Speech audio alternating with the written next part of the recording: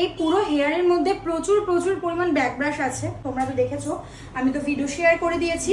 So এখন আমি দেখাবো এরকম যে অনেক ডিপ ডিপ করে ব্যাক ব্রাশ করা থাকে, সেই ব্যাক ব্রাশটা কিভাবে ঠিক করবে।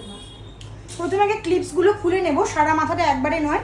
এই যে ফ্রন্টের ব্যাপারটাকে আগে আমি খুলে ফেলবো ঝপাঝপ করে।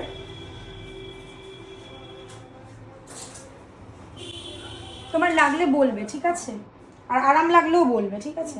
সবসময় মনে রাখবে ব্যাক ব্রাশ থাকে রুটের মধ্যে, সম্পূর্ণ হেয়ারে কিন্তু ব্যাক ব্রাশ থাকে না। তাই এই রকম যদি স্টিলের কোনো ট্যালকম থাকে অথবা যদি এই ফগ কম থাকে তাহলে তো মিটেই গেল। ফগ কমটা দিয়ে ধীরে সুস্থে চুলটাকে ঠিক সামনের দিক থেকে পিছনের দিকে আস্তে আস্তে ওপেন করতে করতে যাবে, একদম রুট থেকে খুলতে শুরু করবে না, মানে সামনের দিক থেকে রুটের দিকে যাবে, তাহলে সহজেই ব্যাক ব্রাশটা খুলে যাবে। দেখো এই পুরো কমপ্লিট, সামনের দিকটা আমার খুলে গেছে আর ওর বলেছে একটুও লাগেনি। এবারে এই জায়গাটাকে আমি ওপেন করব, ঠিক আছে। এটাকে তো খুলে ফেললাম।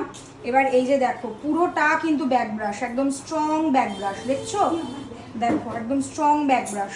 কিভাবে ধরবো, এই একটা একটা করে পোর্শন নেব আর এইভাবে ভাবে ছাড়াবো। এইখান থেকে হ্যাঁ, যাবো টোটো এখানে ফগ কমটা দিয়ে তোমরা যদি ব্যাক ব্রাশ ওপেন করার সময় একদম রুট সেকশন থেকে টানতে থাকো তাহলে কিন্তু ক্লায়েন্টের অনেক বেশি লাগবে, ওতে করে জটটা ছাড়তেও অসুবিধা হবে এবং ক্লায়েন্টেরও অনেক বেশি ব্যথা পাবে। তো সেই জন্য সবসময় যেটা বলছি যে যেখানে ব্যাক ব্রাশটা রয়েছে ব্যাক ব্রাশের ফার্স্টের দিক থেকে হালকা হালকা করে কম করবে, দেখো ঠিক এরকমভাবে কম করবে, মানে সোজাসুজি কমবিং, ওটা তো উল্টো দিকে ব্যাক কম করে রুটে শক্ত করা হয়েছিল, এইটা তোমরা স্ট্রেটলি কমটাকে করবে। তাহলে এই দেখো আমি আস্তে আস্তেও দেখাচ্ছি এবং স্পিডেও দেখালাম। দেখো সম্পূর্ণটা কিন্তু ঠিক হয়ে গেছে, আর জাস্ট একটুখানি বাকি আছে, এইটুকুনি বাকি আছে। তো এই পুরো প্রসেসিংয়ে ওর কি ফিলিংস হয়েছে, কি ফিলিংস? আমার একটুও লাগেনি।